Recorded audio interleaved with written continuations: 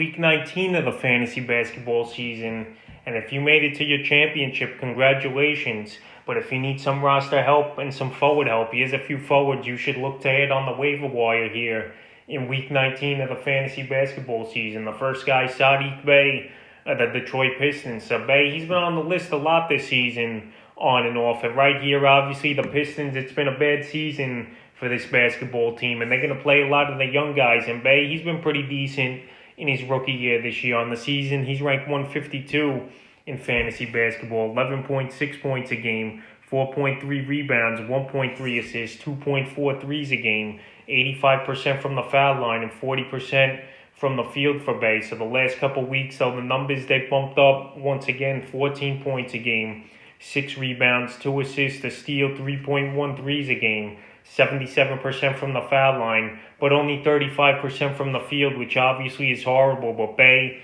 he's getting big minutes here for this Piston team. And they're going to ride it out with him, obviously, to the end. And he's got 4 games coming up this week, which is definitely big here for Bey and fantasy owners who want to get him. April 26th versus Atlanta, 11 points, 8 rebounds, an assist, a steal, a block, and 3 threes.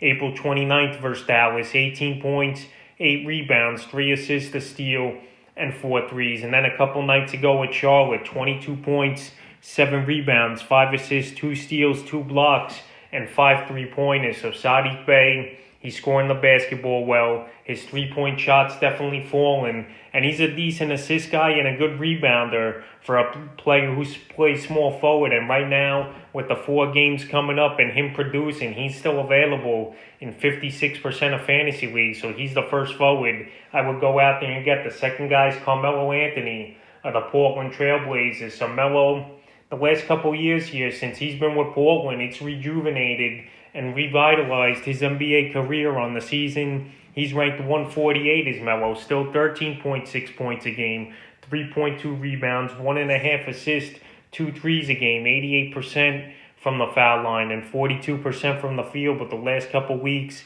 his scoring's gone up just a bit, 14.3 points a game, 3.3 rebounds, 1.3 assists, 2.6 threes, 92% from the foul line, and 47% from the field for Melo. So Melo, we know throughout his career, he's a pure scorer, but now he's more of a catch-and-shoot scorer as Carmelo Anthony with the 3-ball. We always knew he's a pretty decent rebounder, and this is what you're going to expect from him when you pick him up off the waiver wire and you need this type of scoring. And he's a guy with 4 games as well this week is Melo. April 27th at Indiana, 13 points, 2 rebounds, 2 assists, a steal. April 28th in Memphis, 18 points, 6 rebounds, and 4 threes.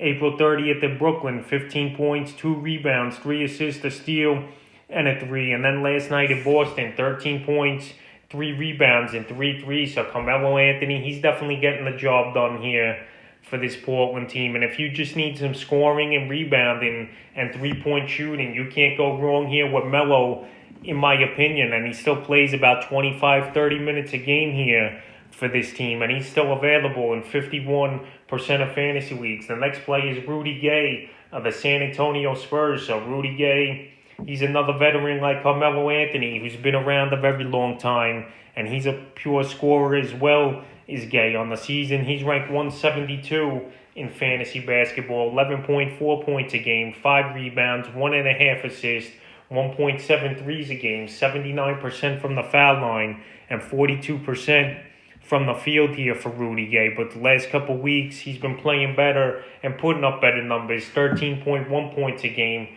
4.1 rebounds, 1.1 assists, 1.7 threes, 80% from the foul line, and 44% from the field. So Rudy Gay, he's been producing, he's been scoring the basketball, he's been hitting threes, and he's been rebounding as well. So him and Carmelo Anthony have been putting up pretty similar numbers over the last 4 or 5 games that they've played in, obviously. And these guys, you could get them easily on the wire. And like I said, Gay's another guy with 4 games as well this week. So these 4 games, they're definitely critical.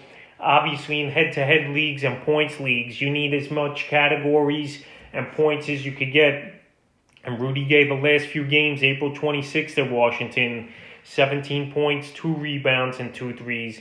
April 28th at Miami, 13 points, 2 boards, an assist, and 3 threes.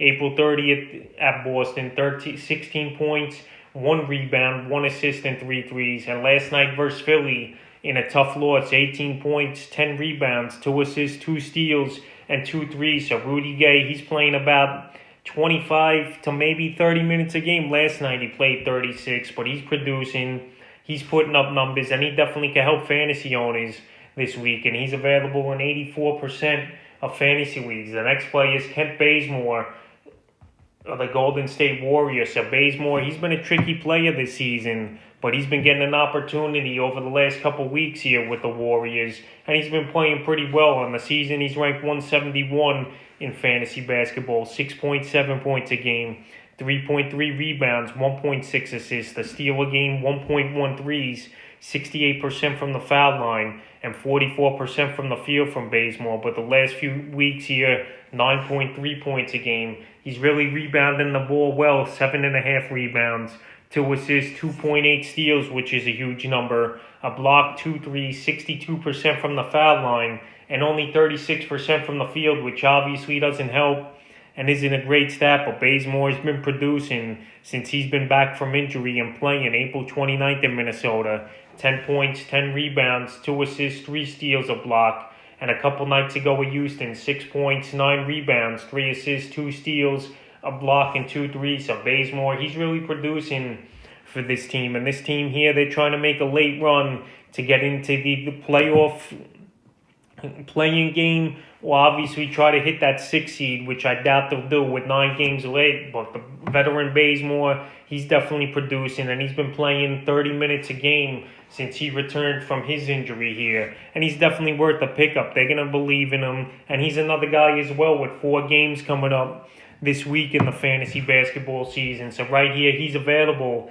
in 87% of leagues. And if you need a guy who's going to be pretty decent and give you 4 or 5 categories, Bazemore's definitely an ad. And the 5th and final forward I've looked at this week's Trevor Ariza of the Miami Heat. So Ariza, he was sitting out most of the season when he was on the Thunder, and the Thunder finally made a trade partner for Ariza here with the Miami Heat. And Ariza, he's been producing on the season. He's ranked 301 in fantasy basketball, 9 points a game, 4.6 rebounds, 2 assists a game, a steal a game, 1.6 threes, 73% from the foul line, and 40% from the field. But the last couple weeks, Trevor Ariza, the numbers gone up, 12 points a game, 5.3 rebounds, 2.5 assists, 1.8 steals, 1.3 blocks, 2 threes a game, and 45% from the field. So Trevor Ariza, he's playing about 30 minutes a game. And this Heat team, they like his leadership. And also Victor Oladipo, there's no timetable for his return, really. So Trevor Ariza is a player that's going to produce and play well. The only thing this week, he's got 3 games